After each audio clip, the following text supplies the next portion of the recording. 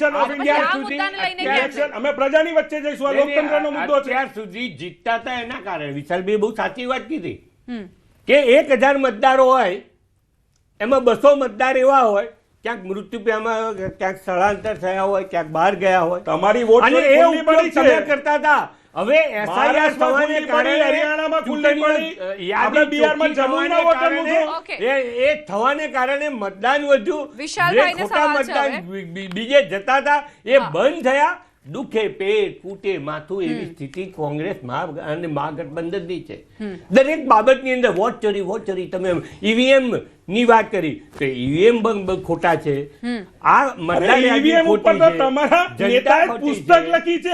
GVL Narsinh રાવે democracy એ નામની પુસ્તક લખી છે જેમાં અડવાણીજી અને જેટલીજી બંને એક પાના લખ્યા છે એના સમર્થનમાં. વિશાલભાઈ જ્યારે ચૂંટણી પંચે તમને બોલાય ત્યારે કેમ હાજર ના રહ્યા? પ્રત્યારોપ મૂકશે. ચૂંટણી પંચે બોલાય ત્યારે તમે કેમ હાજર ના રહ્યા? તમે કોર્ટમાં કેમ ના ગયા?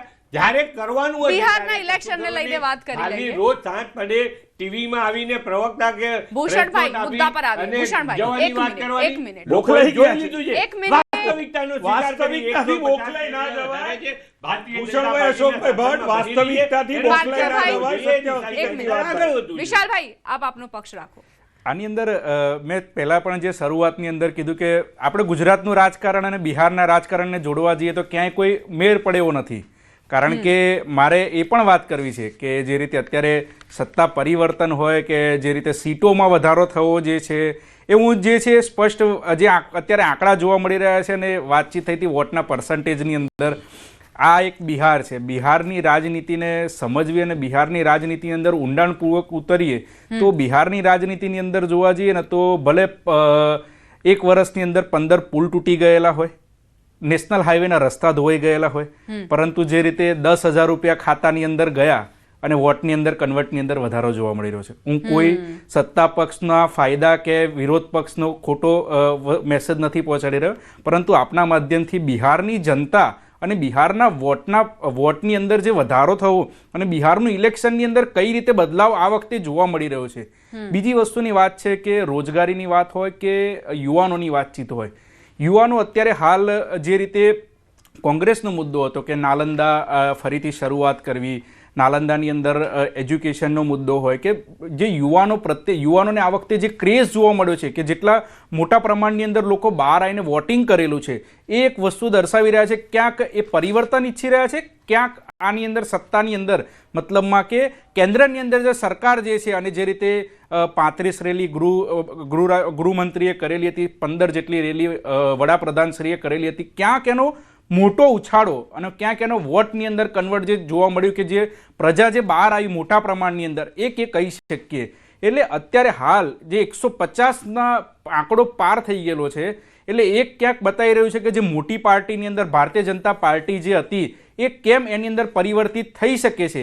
હું એ તમને જણાવી રહ્યો છું કે આ વખતે જે સીટો જે છે ભારતીય જનતા પાર્ટીની અંદર કેમ વધી શકે એના કારણોને અત્યારે જે આપણને એનડીએની અંદર જે આંકડો જોવા મળી રહ્યો છે અત્યારે તમે જોઈ રહ્યા છો કે બીજેપીની અંદર 68 અને જેડીયુની અંદર 65 કે જે જેડીયુ સૌથી વધારે ચાલતી હતી અને બીજેપી ઓછી ચાલતી હતી એની અંદર પણ બીજેપીની સીટની અંદર કેમ વધારો થયો એનું એક મહત્વનું કારણ બની શકે છે.